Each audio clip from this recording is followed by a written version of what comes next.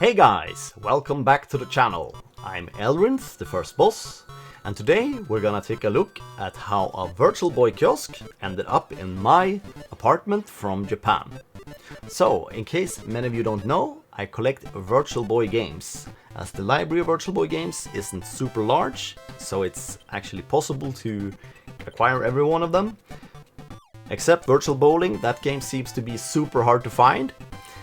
Anyways, I'm missing two games for the Japanese collection, and that's SD Gundam and Virtual Bowling. And the American collection, I'm only missing Panic Bomber, and that game is actually not super hard to find. Anyways, the Virtual Boy was a 20 MHz CPU of NEC, and it's got a whopping 1 MB of memory, and it has 6 channels of PCM at 16-bit. And yeah, it's got a small library of games, and it sold from like July, I think, 95 to March 96, so only a year. And it flopped totally in Japan and America because people were getting headaches and migraines and stuff like that. So yeah, the Virtual Boy was a disaster. Anyways, onto the story about how the Virtual Boy ended up in my apartment. So earlier this year, I found an auction over at Yahoo where a guy was selling a Virtual Boy kiosk. It was pickup only, so using intermediary services such as from Japan or Bai was impossible. So I had to talk to a guy over in Japan, which I got to know recently. He's called Magnus, and I said to him, if you help me with this, I'll give you a bit of money extra. And he decided, yes, I'll do it. So that's super awesome. Thank you, Magnus, so much for helping me with this. Anyways, he won the auction for me at like twice what I expected it to be, so it was quite expensive. And in order to ship it to him, he actually got to talk with a guy on Craigslist, and they met up at the warehouse where the kiosk was, and they helped put it on the truck and ship it to my friend Magnus's apartment. And once there, he had to disassemble this because it was all assembled.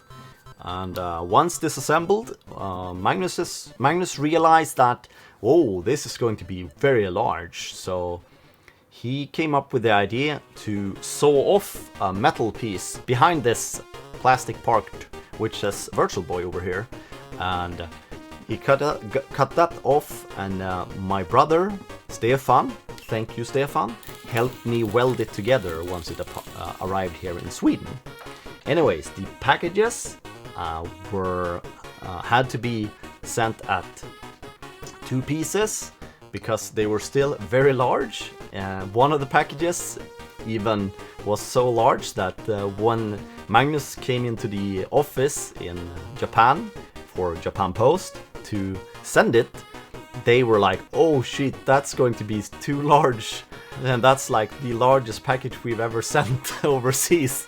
But yeah, it ended up here. It took a bit longer than I expected, but it was kind of complicated, and Magnus was really helpful with showing me like an instruction on how to assemble everything to get it back together. So that was very helpful. Thank you, Magnus, for that.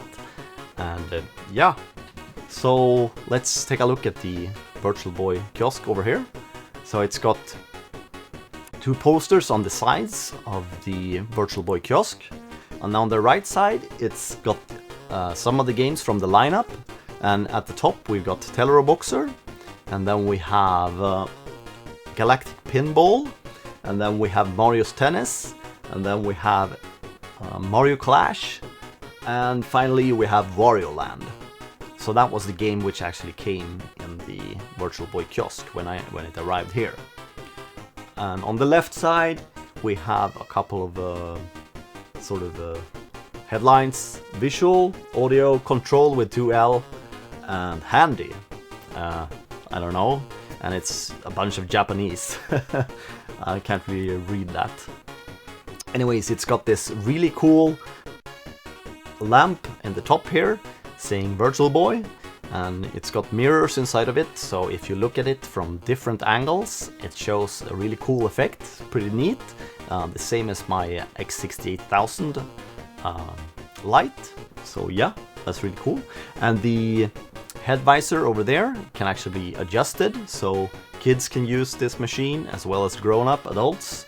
I mean, if you're really tall, this is not going to work for you. If you're like 2 meters tall or something like that. But yeah, for me, I'm 180. This works exactly perfect.